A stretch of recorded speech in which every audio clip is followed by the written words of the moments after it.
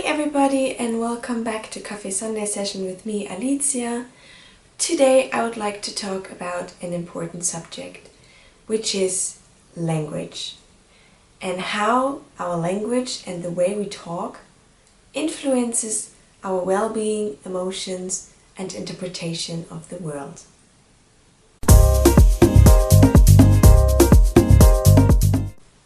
As per definition, language is our most dominant communication system, including speech, writing, gestures and body language.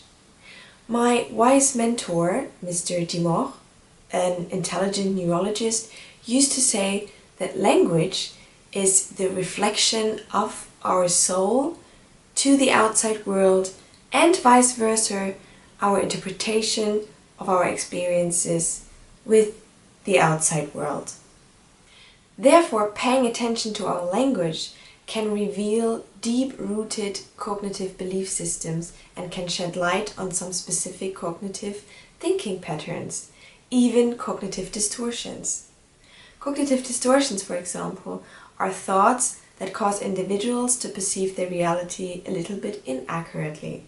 And if we pay attention to our language and the way we express something, we can prevent some distress or even psychological illness or unwanted feelings in the way we express ourselves a bit more specific.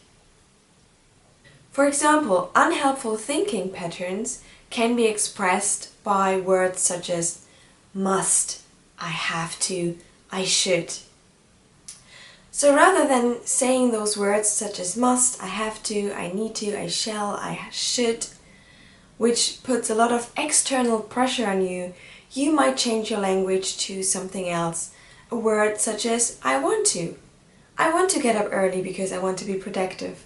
I want to clean today so I have a clean home. I want to finish the project today so tomorrow I have a free day off and can do something nice.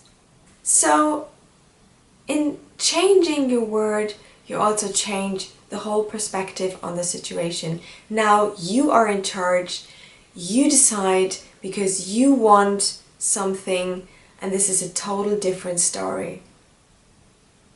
Another cognitive distortion which might be expressed with our language is called all or nothing thinking, which you can also call black and white thinking.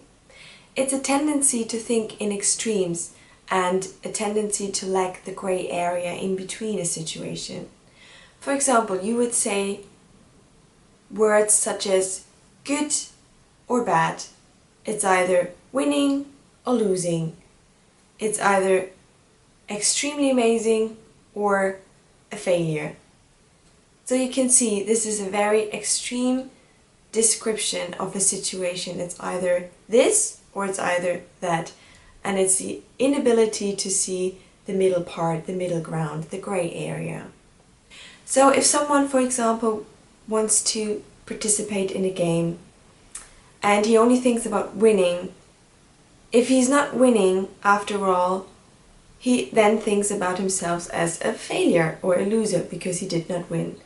Instead of thinking about, oh wow, I participated and I scored the second place, which is also a very great outcome, but because he did not win, he perceives himself as a failure.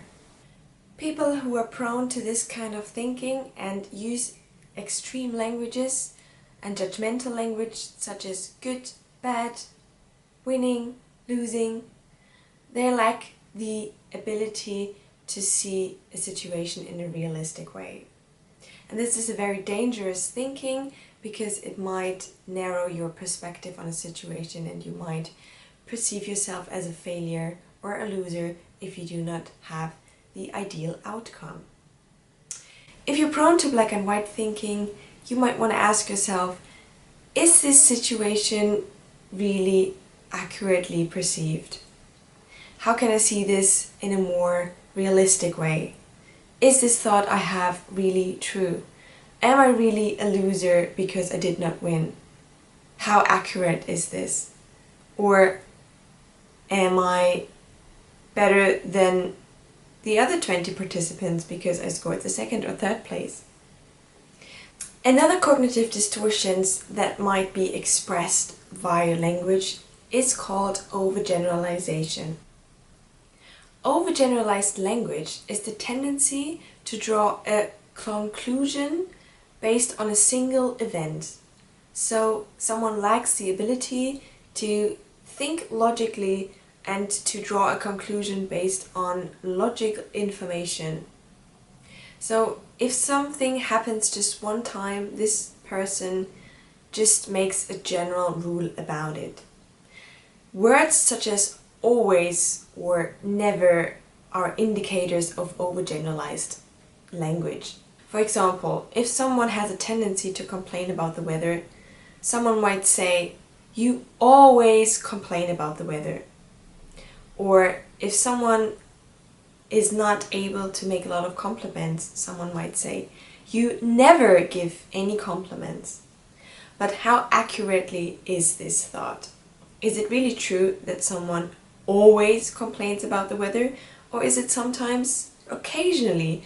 Or this person might have a tendency to complain about the weather? So be careful with words such as always and never, because these are tendencies for drawing a conclusion inaccurately and to overgeneralize something, a situation that might only happen one time. So just to recap, language is very important in order to express ourselves and shed light on our thinking patterns. The more specific we are with our language and the more accurately we can describe a situation, the more likely we are to be psychologically healthy and experience healthy and good and positive emotions. So first, let's avoid words such as must, I have to, I should, and rather change the language to I want to, I would like to, it would be amazing if. Second, black or white thinking or all or nothing thinking. Avoid extreme languages, this is good, this is bad, I'm a winner, I'm a loser, and rather focus on the middle ground to be more realistic in your language and thus in your feelings and experiences of a situation.